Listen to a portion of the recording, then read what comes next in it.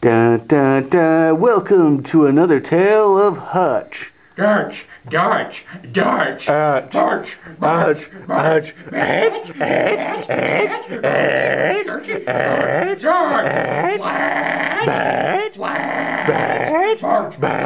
Whoo, whoo, Arch, arch, arch, arch, arch, arch.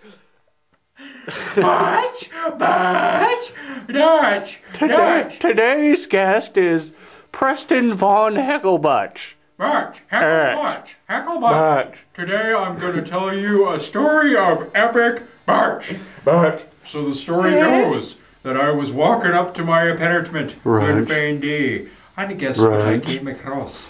It was a cat lapping up a nice little drink of water out of a nearby mud puddle near my house. And I looked down at it and I said, that's a prime opportunity to butch the living shite out of a cat.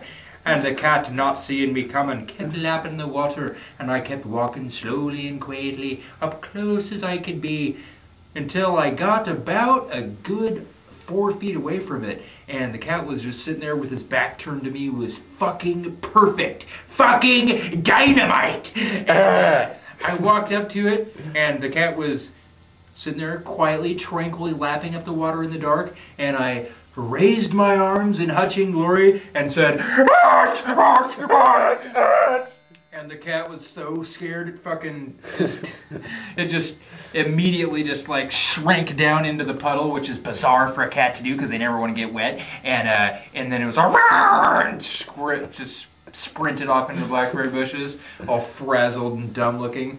And I followed it up with a couple arch, arch, arch, more gentle butches to confuse it. And then I was all latch, and it peered back at me warily as it crept further into the bushes.